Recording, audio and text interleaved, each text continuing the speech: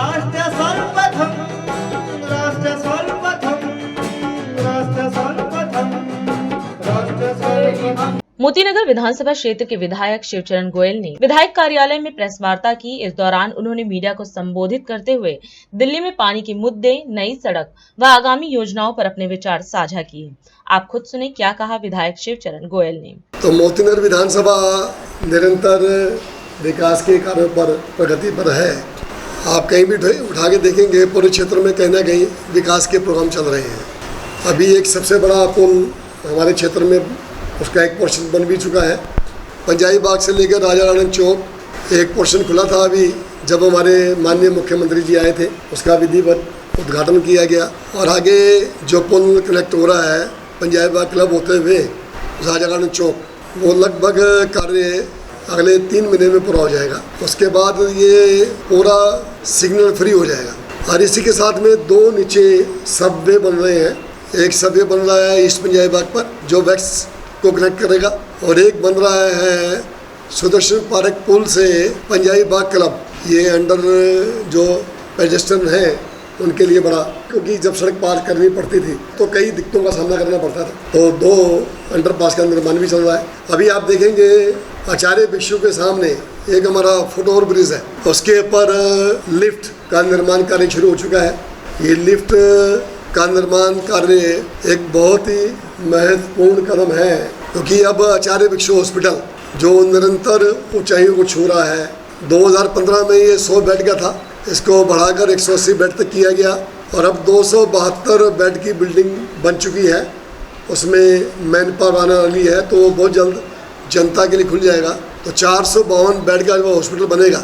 इसके अलावा एक फाइल मूव कर गई है करमपुरा जेड लाइट से जखीरा गोल चक्कर तक एलिवेटेड फ्लाईओवर का निर्माण की फाइल स्टार्ट हो गई है, जिससे इस रोड पर जितना भी ट्रैफिक थोड़ा स्लो चलता है वो एकदम फास्ट मोड पे आ जाएगा। जितने भी वहाँ पर इंडस्ट्रीज हैं, बैंकेट्स हैं और कार शोरूम्स हैं, तमाम जो मार्केटें बनी हुई हैं, उनके लिए बहुत बड़ा स्टेप होगा।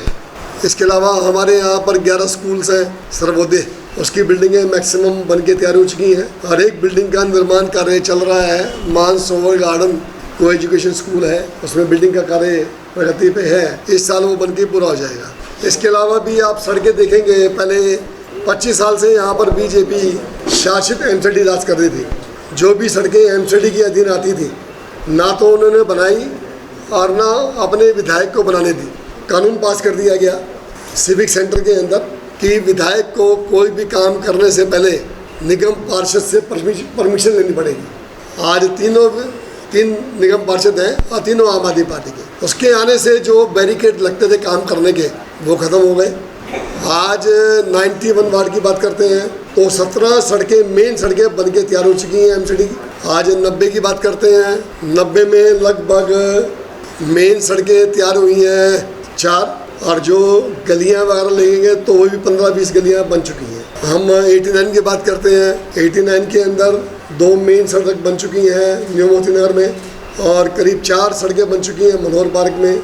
गलियों का निर्माण प्रगति पर है और आने वाले समय के अंदर सारी सड़कें बनेंगी, सारी गलियां बनेंगी, ड्रेन व्यवस्था बेटर होगी, क्योंकि अब दिल्ली में आम आदमी की सरकार है और मेरे क्षेत्र में भी तीनों काउंसिल होने की वजह से मुझे किसी भी तरह का अवरोध नहीं मिल रहा। और आपको एक जानकर खुशी होगी कि मुझे पूरी दिल्ली का नगर निगम को देखने का चार्ज दे दिया गया है। विधानसभा कमेटी के द्वारा 14 सदस्य कमेटी बनी थी। जो भी बैठक होगी सिविक सेंटर में हमें वोटिंग का अधिकार है। जब स्टैंडिंग कमेटियां बनेगी उसके अंदर वोटिंग का अधिकार है। सबसे पहले सीटिंग हमारी बनेगी। मैं 2 सीटिंग कर चुका हूं और तीसरी बैठक 27 जून को होने जा रही है 11 बजे। तो कोई भी समस्या आज एमसीडी की है, दिल्ली सरकार की है, और जो केंद्र सरकार के अधीन आती है, यदि वो सरकारें काम नहीं करेंगी तो अब जनता के बीच में हम उस बात को रखेंगे। आम आदमी पार्टी ने कांग्रेस के साथ गठबंधन किया था और इंडिया अलायंस बनाई और संसदीय चुनाव भी लड़ा। अभी वही कांग्रेस आपके खिलाफ मटका तोड़ प्रदर्शन कर रही है, इसमें आपका क्या विचार है? जो इलेक्शन लड़ा गया केंद्र सरकार का लोकसभा का, वो इलेक्शन था तानाशाही के खिलाफ। आज कहीं ना कहीं सभी की आवाज़ बंद कर दी गई थी। मीडिया की आवाज़ बंद कर दी गई थी। मीडिया भी अपने आप को बेबस समझ रहा था। आम जनता तक आवाज़ पहुंच नहीं रही थी। आम जनता की आवाज़ को दबाया जा रहा था। आज इतनी बेरोजगारी बढ़ी, कोई प्रश्न करता था बेरोजगारी बढ़ी तो उसका समाधान नहीं दिया, उसको जेल में डाल दिया गया। महंगाई बढ़ी, उसका जवाब पूछा गया, समाधान नहीं दिया गया, उसको जेल में डाल दिया गया। और तानाशाही में इकट्ठे हुए और देश में परिणाम भी आया कि भारतीय जनता पार्टी 240 में सिमट गई। और आज उनको जवाब देना पड़ेगा, जनता का भी जवाब देना पड़ेगा, उनको सेंटर में भी जवाब देना पड़ेगा और जनता उसके लिए अब तैयार है। केजरीवाल जी खुद बाहर आए थे जेल से और उन्होंने कैंपेन भी करा, लेकिन फिर भी भाई दिल्ली में भारतीय जनता पार्टी को 7 की 7 सीटें मिली। आप इस तरह से देखें कि 2019 का इलेक्शन हम लड़े, 14 के हम लड़े, 14 में इलेक्शन लड़े तो उस समय स्थिति क्या थी, 19 का इलेक्शन लड़े और आज जो इलेक्शन लड़े हमें तो जनता ने बहुत प्यार दिया है। हम पहले लाखों वोटों में आ रहे थे, ये मोदी सीट बात करते हैं, हम यहाँ 2.5 लाख वोट से आ रहे थे, अब हमारे 75,000 वोट से, तो जनता ने इतना वोट दिया नहीं दिया, तो ये तो हमारी जीत है। हम जनता के बीच में गए हैं और मात्र 10 दिन के लिए मुख्यमंत्री आए थे दिल्ली का प्रचार करने के लिए। तो 10 दिन के प्रचार में थोड़ी हमारे सारे मिनिस्टर जेल में हैं, जिन्होंने स्कूल अच्छे किए, मनीष सिसोदिया जी जेल में हैं, जिन्होंने मोहल्ला क्लिनिक बनाए, हॉस्पिटल अच्छे किए, सत्येंद्र जैन जेल में है, तो तमाम मिनिस्टर जेल में हैं और मुख्यमंत्री को समय दिया गया 10-12 दिन का। तो 10-12 दिन में जनता ने इतना प्यार दिया, हम तो कहते हैं हमारी फतेह हुई है। कांग्रेस की बात जो हमारे अगेंस्ट में अब बात उठा रही है, 15 साल राज किया कांग्रेस ने। जब भी गर्मी आती थी ना, अखबार छपा होता था 15 साल के अंदर, टैंकर माफिया, मटका फोड़। कांग्रेस अपना गिरबान जाके देखे, उसके बाद बताए कि आपने क्या काम किया था दिल्ली की जनता के लिए, जो आप ये प्रदर्शन कर रहे हैं, डिमांड कर रहे हैं। तो अब जनता समझदार है दिल्ली की और बहुत प्यार करती है, उनके बहकावे में आने वाली नहीं है। और अभी 2 ऐसी वारदातें हुई हैं हमारे यहाँ, कल परसों जखीरा राखी मार्केट के अंदर, चारा मंडी के अंदर सैकड़ों झुग्गियाँ तोड़ दी गई बगैर नोटिस के रेलवे लाइन के ऊपर, पूरी तरह से तानाशाही। आप नोटिस देंगे, आप बताएंगे कि आप क्यों तोड़ रहे हैं।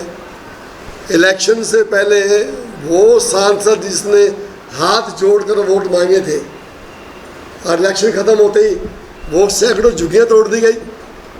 इसी कड़ी में 5 दिन पहले मानसरोवर गार्डन रिहायशी एरिया, वहाँ पर कम से कम भी 15-20 बिल्डिंगें नई बनी हुई जो 40 साल से थी, उसको डीडी ने तोड़ दिया गया। उनकी रजिस्ट्रियाँ हैं, पक्के कनेक्शन हैं, सारे काम अथराइज हैं, उसके बावजूद भी तोड़ दिया गया और बगैर नोटिस के पुलिस बुलाई, एक्शन कर दिया। आप बगैर नोटिस के तोड़ते हैं, झुग्गियाँ तोड़ते हैं, फैक्ट्रियाँ तोड़ते हैं, मकान तोड़ते हैं, यह बर्दाश्त नहीं करेंगे। आपने भी कहा कि मानसरोवर गार्डन में डीडीए ने बिना नोटिस के प्लॉटें पे कार्रवाई कर दी। सर, निगम में आपकी सरकार है और आपने अभी कहा कि आपकी स्टैंडिंग कमेटी में है और साथ ही साथ सर आप एमएलए भी हैं 2 बार से इसी मोतीनगर में। सर, यहाँ पे जो अवैध निर्माण का कंस्ट्रक्शन चल रहा है पूरे मोतीनगर, उसमें आपका क्या विचार है? मैंने जहाँ भी अवैध निर्माण चल रहा है, आप मुझे कहीं भी आप उसकी डिटेल दे दें, उस पर एक्शन होगा। क्योंकि अभी कार्रवाई मेरे पास आई है, आप कहीं भी डिटेल देंगे मेरे पास, उसकी एप्लीकेशन भेज दें, उस पर कार्रवाई होगी। वो डीडीए ने तोड़ा है, यदि वो तोड़ा होता है एमसीडी तो उस पर एक्शन होता। डीडीए क्योंकि सेंटर के अधीन है, आपके कहीं भी लगता है कि इस तरह से कोई रिक्वेस्ट हो रही है, कोई प्रोग्राम हो रहा है, आप मुझे बताएं, उसके मिलकर कार्रवाई करेंगे।